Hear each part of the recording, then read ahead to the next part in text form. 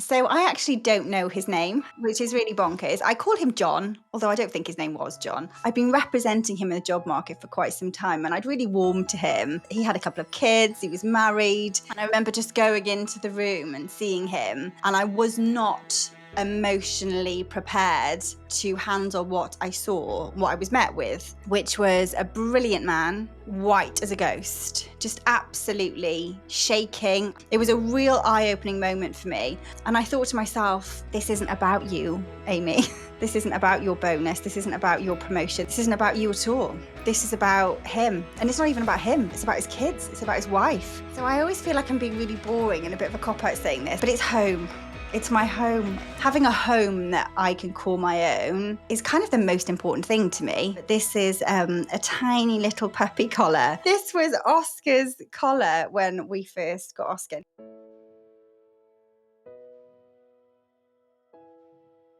Hello, and welcome back to These Three Things, the podcast that asks which person, which place, and which treasured possession have made a profound impact upon your life and why.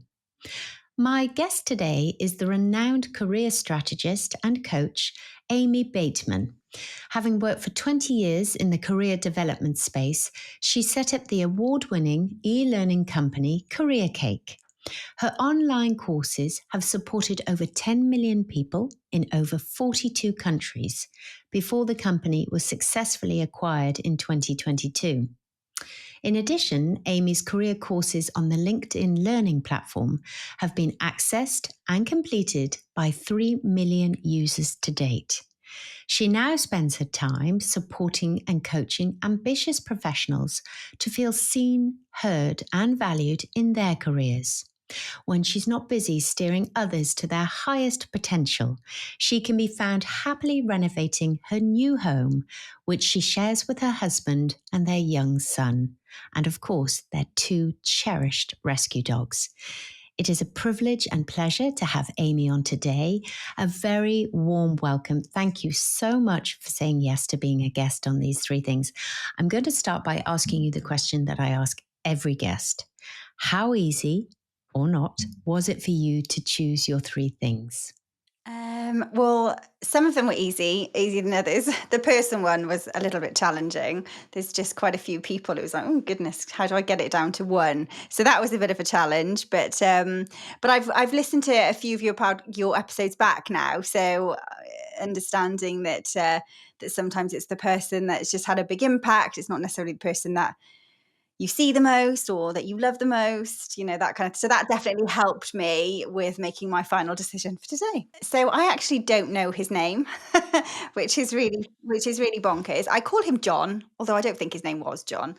But it was in my 20s, sort of in my mid 20s, and I worked in recruitment, and I'd lived in a number of foster homes growing up, and I didn't have a huge amount of self-esteem. My confidence wasn't as evolved as it is today, and I used to doubt myself quite a lot. But then when I got my first job, it was brilliant. I was good at it. I was surrounded by people that made me feel like I mattered. I loved going to work. Sometimes I used to go in on a Sunday, which I always laugh at. I used to literally go into the office on my own on a Sunday and sit at my desk working. Absolutely loved it. And for the first time, I felt seen, heard, and valued. And it felt incredible. I felt different. It allowed me to show up in my personal life, as but a friend, daughter, next door neighbor, granddaughter, all that kind of stuff. Because I think we've all had jobs where we've gone somewhere and we felt invisible, and then we come home and we just want to put our phone on silent, and we don't want to, we have nothing to give to the world. But I didn't feel like that. It felt amazing. And so I loved recruitment, and I was really, really good at it, helping people get jobs. It was fab. And I think I kind of lost my way for a while in those early 20s. It was a commission-based role, so I was earning nice bonuses, that kind of stuff. And I remember it was just before, well, it was after 2010, if you remember the credit crunch. Remember the big sort of financial crash. And in South Wales, it was massively impacting the manufacturing industry. But we, as a recruiter, we were having people coming into our offices every day saying that they'd lost their job through no fault of their own. Brilliant people. But we didn't really have many jobs for them, and it was really frustrating for somebody that loves people as much as me. Kind of wakes up every morning thinking, how many people can I love today? It was a real challenge for me. But there was this one job, and there was this guy going for it, and he'd been out of work, I think, for about a year. About 9 to 12 months, if I remember rightly, and he'd been out of work, and I'd been representing him in the job market for quite some time, and I'd really warmed to him. He had a couple of kids, he was married. I remember thinking he'd be a really nice dad. I didn't have a dad, so I remember thinking, oh, he'd be quite nice if he was my dad. I bet he's a really nice dad, and I really wanted to help him. And he was going for a final interview at this company in South Wales, a company that's no longer, sadly, did go into administration not long after. And it was his final interview. He was about to get, hopefully, a really big offer. He was an FD, I remember that. And it was the biggest commission that our office had had. It was a 25k commission. I wouldn't have got that. I would have got a little bit of that, but as a company, so there were a lot of eyes on me internally in the corporation. And he came in for his final pep talk. Everybody was, all eyes on me. Hey, go on, Aimee. Eye of the Tiger was playing in my head. I'm going to give him these words of wisdom and send him on his way. And he's going to get the job. And I'm going to get promoted. And the MD is probably going to call me. It's going to be great. And I remember just going into the room and seeing him. And I was not emotionally prepared or equipped to handle what I saw, what I was met with, which was a brilliant man, white as a ghost, just absolutely shaking. I think he'd been crying. I can't be sure, but I do think he had been crying. And he could hardly talk. And I just remember it was like a slap in the face. It's like, was not prepared for that. And he crumbled, I crumbled. It was a real eye-opening moment for me. And I thought to myself, this isn't about you, Aimee. This isn't about your bonus. This isn't about your promotion. This isn't about you at all. This is about him. And it's not even about him. It's about his kids. It's about his wife. If he doesn't get this offer today, is he going to go home and ask his wife how her day was? Is he going to make her a cup of tea, pour her a glass of wine? And I remember thinking he was a really good dad as well. I remember thinking, is he going to take his kids to the park this weekend? Or is he going to go home feeling like a piece of crap and just be a shell of a person, just existing, kind of like he had been for the previous sort of 9 to 12 months? And I was just remember thinking, our work really has such a massive impact on our identity and our value in the world. It shouldn't be all of it. I think that's really unhealthy. And I'm a coach and I teach people that all the time. But it's Maslow's hierarchy of needs, right? We all need to feel, after food, water, safety, all that kind of stuff, we need to feel socially valuable. And for some people, they get that from their work. So yeah, it was a real eye-opener for me. And then I remember thinking, I don't want to work for the company anymore. I want to work for the people. I want to work for the individual.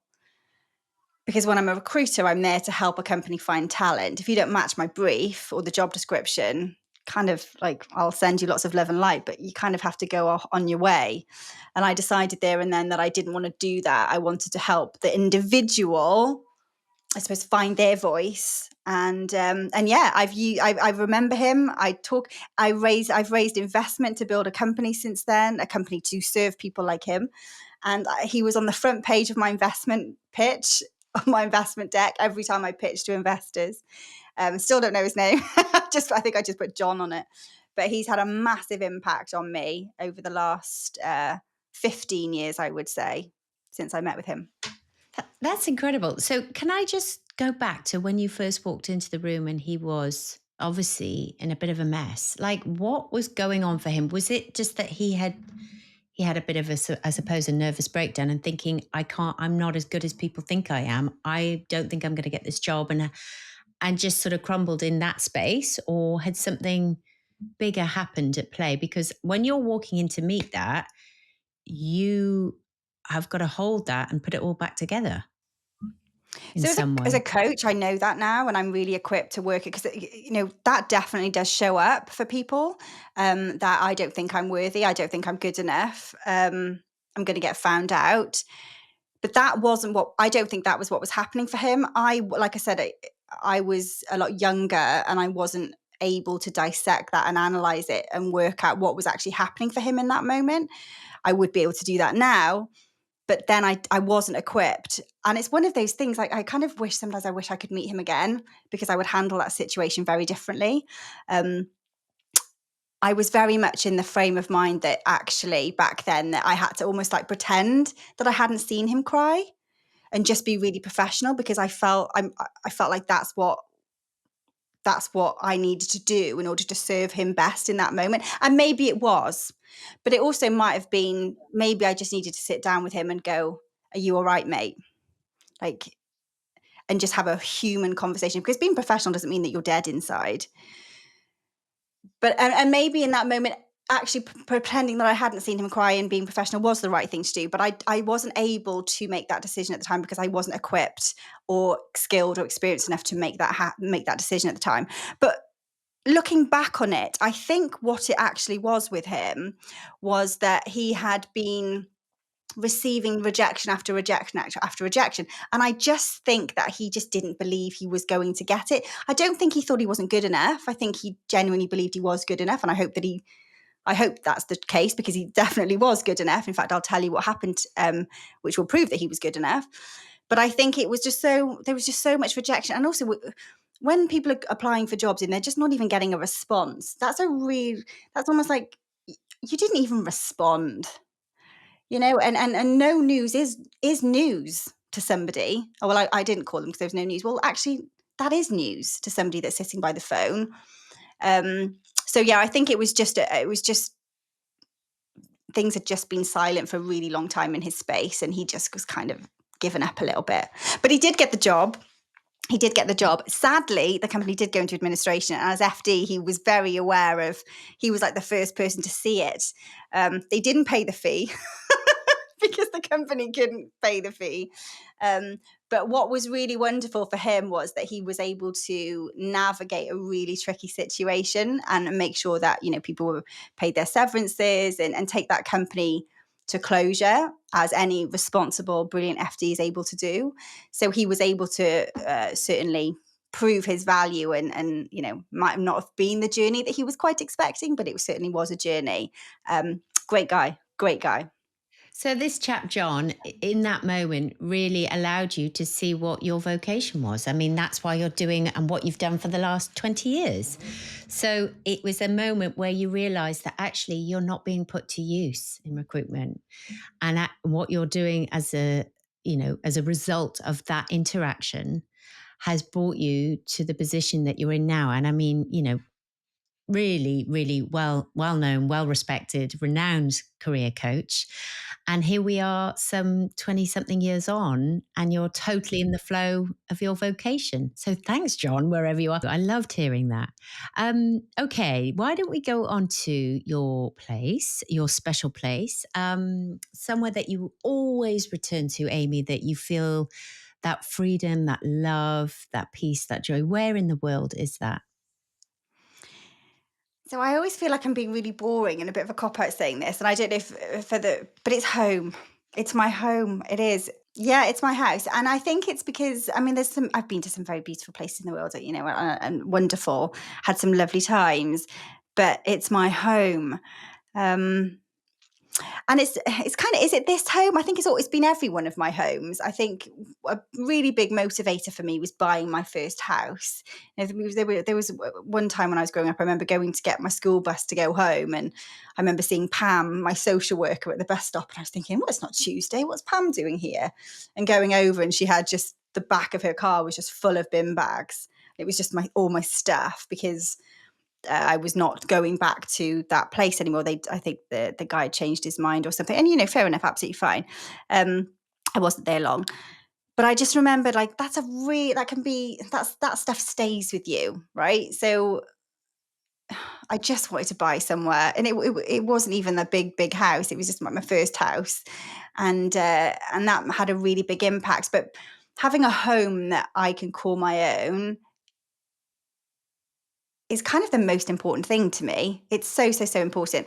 But when I bought this house a year ago, it was the house that I wanted to raise my son in, and and a garden that my dogs deserve. I always say that I want to live somewhere that's got enough garden that my dogs deserve. Work hard to give your dogs the garden they deserve. And we're here, and I love it. Yeah.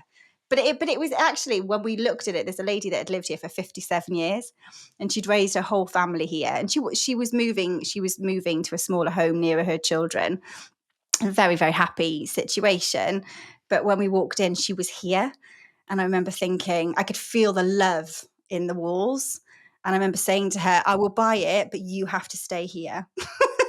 You have to come with it. I will give you full asking price, but you have to be here. Could you share with me a little bit about, you've really generously opened up about being in foster homes as a child.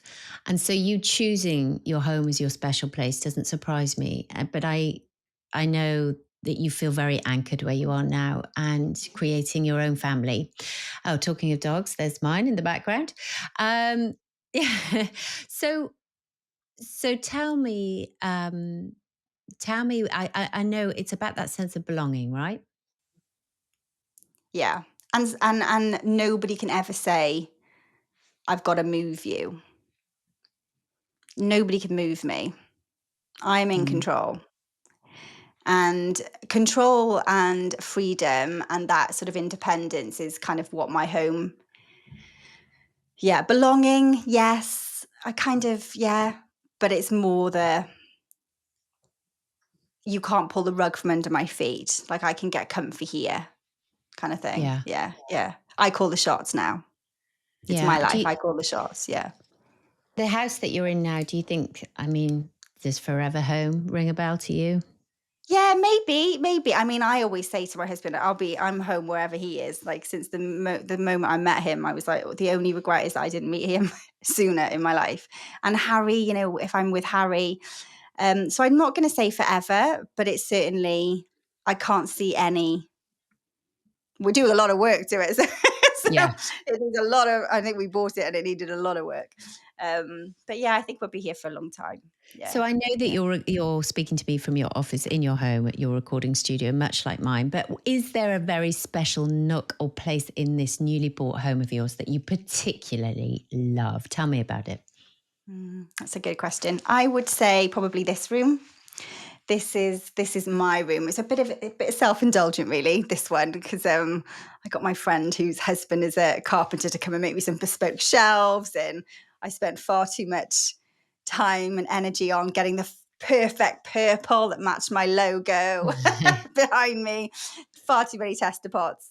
And I love this place because I love my work. I love what I do. Like, I physically couldn't love it anymore. And this is the room I get to do it in. And I had 2 years after I sold the company where, I had the baby, and I wasn't sure what my purpose was. My purpose going to change? Was my mission going to change? Did I still feel as excited? Because, when you build a company, there was a lot of that coaching, that mentoring, that helping people get jobs that I wasn't doing anymore. I was speaking to investors. I was speaking to accountants. I was hiring. You lose track of the reason why you started the business. And the company that bought our company was outside of the UK, so it took almost a year to do the legals. I mean, the company I sold to is the most incredible, lovely group of people you could ever imagine. So I was really happy with that. But it's just the nature of the legal process. So I'd kind of exited quite soon. So I actually probably hadn't really done much work for about 3 years at that point. So I had to check in with myself, because you change, right? Your identity changes. But I did check in with myself. I did a lot of experimenting, played in a lot of spaces, and yeah, this is definitely the work I want to continue doing. And this is the room that allows me to do that. But I say that, but I also, my son's bedroom is probably also my favorite room, because he is 2 and he calls me in the night, "Mommy, mommy." And I'm sleeping with him in those moments where, I just hold him and we fall asleep together. And he told me he loved me for the first time today, Debs, this Did morning. he Yeah, yeah, yeah. today? Today's a good day. Yeah. Without me going, Harry. I love Yeah, and then him copying me. He just opened his eyes, rolled over, saw my face, and just said it. Oh, so when I'm in there with him and we're all snuggled up, nothing, like nothing. I just out with my husband at lunchtime, so walking the dogs, and I said to him, I was like, it just doesn't get better than that. That moment Oh, was it like, I'm does. done. Like, yeah, It can't does. get better. You've got even more joy to come. But yeah, there's Yeah. something about a baby's nursery, and when you first Mm. do it, and you've got that, I know, especially when you wait as long as we waited for a baby, and you get to look at this little room and think there's going to be a tiny being in there soon that Mm. I'm going to be responsible forever. Yeah, yeah, And yeah. it's just the sweetness, isn't it? And when they're not in that room, they're at school or they're away, you kind of look at it and think it's really nice to have just a moment of peace, but I cannot wait for them to be back in it again. Yeah, yeah. Beautiful. Well, good luck with the renovations, because I know that this is a project that you're really enjoying. And, every corner of your new home will have your heart and your mark and your soul all over Mm. it. And to the new chapter that is, the next venture in the Aimee Bateman coaching career. So that's all really, really exciting as well. And I should tell the listeners that this home of yours is in South Wales. Yes, yes, it is. Yes, Yeah. that's where you are in the world. So, Yeah. okay, so let's then go on to the final of the three things: your treasured possession of all your belongings that you have been either gifted or made or inherited or bought or found on, in your life. Which is the one that, if you were stripped of everything, that you would just tuck in your pocket and take with you?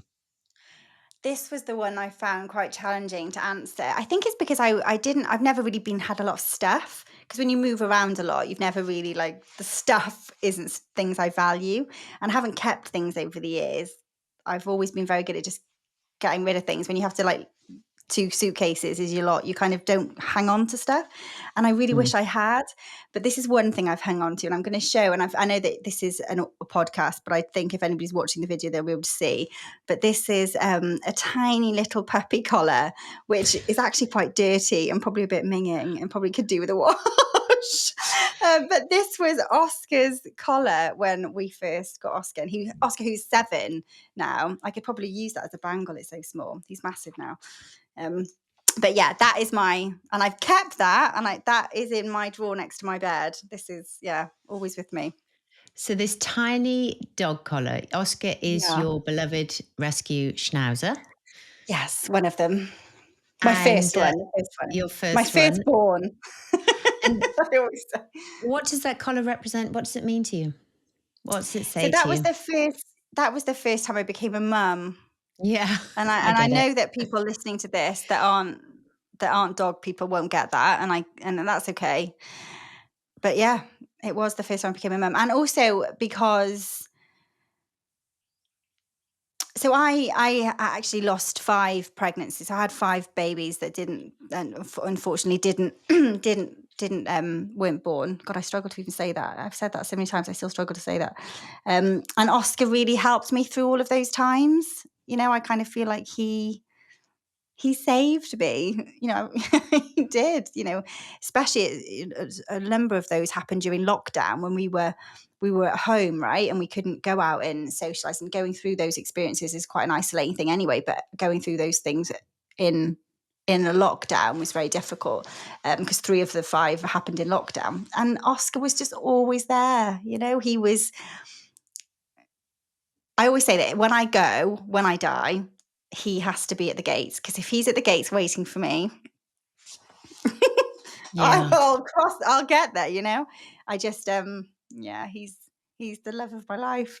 Yeah, I get it. I mean, they are sent as our sort of guardian protectors, and Yeah. they become a survival mechanism, because you're right, you have to get up and walk a dog. And when you're in the depths of a depression or a difficult time of grieving in Mm, your life, which we all go through, your dog will need walking, and you need to get into nature. And that's where you'll find your solace and your resolve to carry on. And that's where the healing really, really begins. And there's nothing like seeing these 2 little, Moses is the same breed of dog that Oscar and Sophie are. And I just love their ears. Their ears are so mm, damn cute.